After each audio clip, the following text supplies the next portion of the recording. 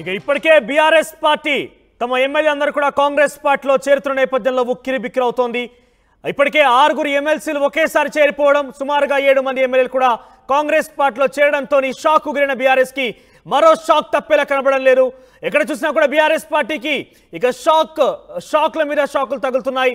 త్వరలోనే మహబూబ్ నగర్ జిల్లా మొత్తం కూడా కాంగ్రెస్ పార్టీ వశం కాబోతుంది. కాంగ్రెస్ పార్టీ అక్కడ బీఆర్ఎస్ పార్టీ ఎమ్మెల్యే వైపు తిప్పుకోవడంలో సఫలీకృతమవుతోంది. ఇప్పటికే గద్వాల ఎమ్మెల్యే కృష్ణమోహన్ రెడ్డి కూడా చేరిపోయారు. 2 రోజుల క్రితమే మరొక ఎమ్మెల్యే కూడా చేరబోతున్నారు. అది అలంపూర్ ఎమ్మెల్యే విజయుడు కూడా త్వరలో పార్టీలో కాంగ్రెస్ పార్టీలో చేరబోతున్నట్టు తెలుస్తోంది. ఇప్పటికే మరొక ఎమ్మెల్సీ చల్లా వెంకట్రామరెడ్డి కూడా సీఎం రేవంత్ రెడ్డితో భేటీ అయ్యారు.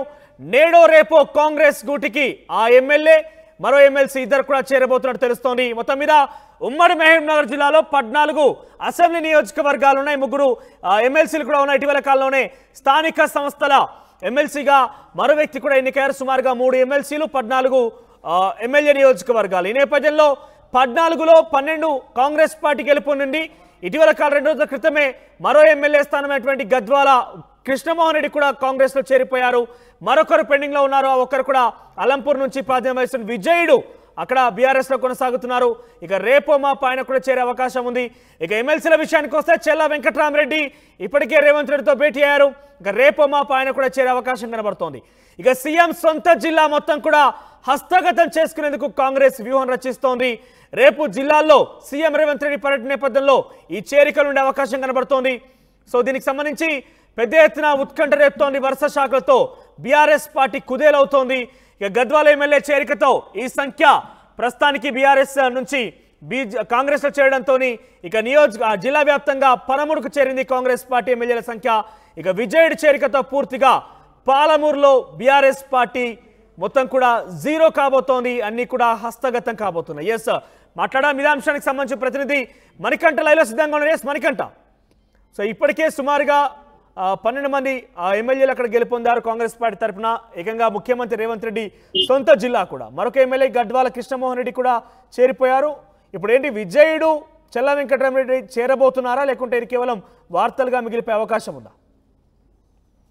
మొత్తానికి మహబూబ్నగర్ జిల్లాలో ఉన్నటువంటి 14 అసెంబ్లీ స్థానాల్లో 12 స్థానాల్లో కాంగ్రెస్ పార్టీ గెలుపొందడంతో మిగతా 2 స్థానాలపై కాంగ్రెస్ పార్టీ ప్రత్యేక ఫోకస్ పెట్టింది. అందులో భాగంగానే రీసెంట్ గా మనం ఇటీవల చూసాము, గద్వాల ఎమ్మెల్యే కృష్ణమోహన్ రెడ్డి కూడా కాంగ్రెస్ పార్టీలో చేరడం జరిగింది.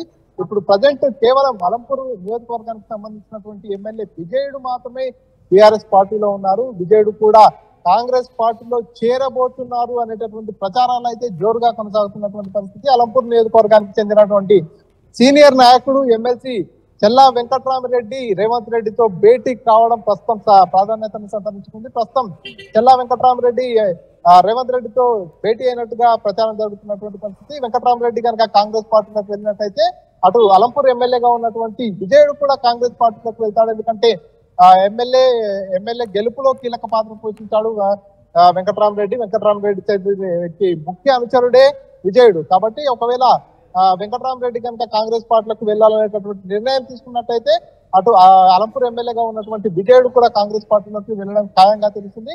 నేడో రేపో వీరిద్దరు కూడా కాంగ్రెస్ పార్టీలో సీఎం రేవంత్ రెడ్డి సమక్షంలో కండువా కప్పుకున్నట్టుగా ప్రచారం జరుగుతున్నటువంటి పరిస్థితి. అయితే ఉమ్మడి జిల్లాలో చూసుకున్నట్టయితే 13 స్థానాల్లో ఉన్నటువంటి ఎమ్మెల్యేలంతా కూడా కాంగ్రెస్ పార్టీకి చెందిన వారైపోయారు. కేవలం అలంపూర్ నియోజకవర్గానికి సంబంధించినటువంటి విజయుడు ఒక్కడే బీఆర్ఎస్ లో కొనసాగుతున్నారు. ఇప్పుడు విజయుడు కూడా కాంగ్రెస్ పార్టీలో చేరినట్టయితే పూర్తిగా ఉమ్మడి పాలమూరు జిల్లా అంతా కూడా కాంగ్రెస్ మయమైపోతుంది. బీఆర్ఎస్ 0 అయిపోతుంది. ఇక్కడ బీఆర్ఎస్ ఖాళీ అయిపోతున్నటువంటి పరిస్థితి. సో ఇప్పటికే బీఆర్ఎస్ పార్టీకి సంబంధించినటువంటి గద్వాల ఎమ్మెల్యే బండ్ల కృష్ణమోహన్ రెడ్డి కూడా కాంగ్రెస్ పార్టీలో చేరేందుకు నిర్ణయించుకున్న సమయంలో కొంతమంది బీఆర్ఎస్ పార్టీకి సంబంధించినటువంటి మాజీ మంత్రులు కావచ్చు, ఎమ్మెల్యేలు బీఆర్ఎస్ అధిష్టానం కూడా బుజ్జగించే ప్రయత్నం చేసింది. అయినప్పటికీ కృష్ణమోహన్ రెడ్డి పార్టీ మారిపోయారు, కాంగ్రెస్ లో చేరిపోయారు.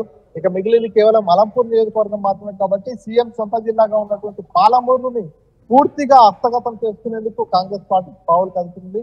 అందుకు భాగంగానే ఇక్కడ గద్వాల నుంచి బండ్ల కృష్ణమోహన్ రెడ్డి కాంగ్రెస్ పార్టీలో చేరుతున్న నేపథ్యంలో కూడా కాంగ్రెస్ పార్టీ తరఫున అక్కడ అభ్యర్థిగా పోటీ చేసిన సరిత కొంత వ్యతిరేకించారు, ఏకంగా ఆందోళన కూడా చేపట్టారు. సో ఇప్పుడు అలంపూర్లో కూడా అటువంటి సిచ్యువేషన్ ఉండబోతుందా? ఎందుకంటే ఆయన కూడా చాలా సీరియస్గా ఉన్నారు. అధిష్టానం కూడా ఏఐసిసి నుంచి కూడా ఆయనకు ప్రత్యేకంగా ఏఐసిసి మెంబర్గా ఉన్నారు సంపత్ కుమార్ కూడా. సో ఆయన విషయంలో ఎటువంటి నిర్ణయం తీసుకోబోతోంది? ఎగ్జాక్ట్లీగా కాంగ్రెస్ పార్టీకి సంబంధించినటువంటి సీనియర్ నాయకుడిగా ఉన్నాడు.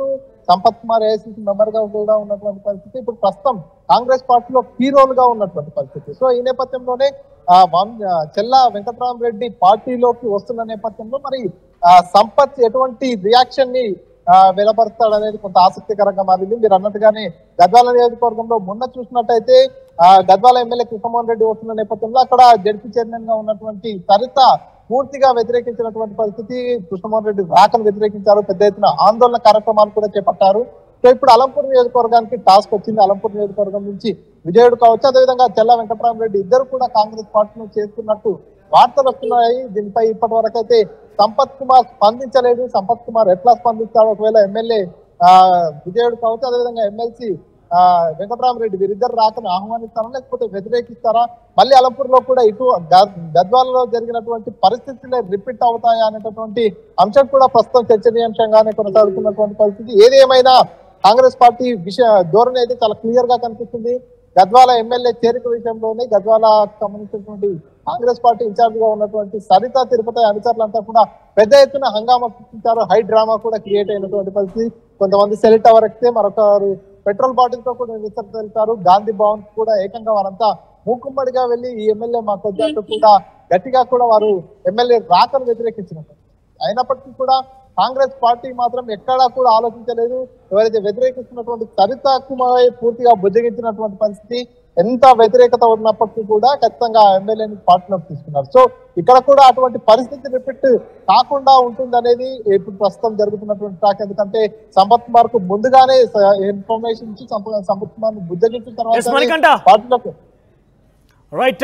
ఓవరాల్ గా మహబూబ్ నగర్ ఉమ్మడి మహబూబ్ నగర్ జిల్లాకు సంబంధించినటువంటి 13 ప్రస్తుతానికైతే కాంగ్రెస్ పార్టీ కైవసం చేసుకుంది.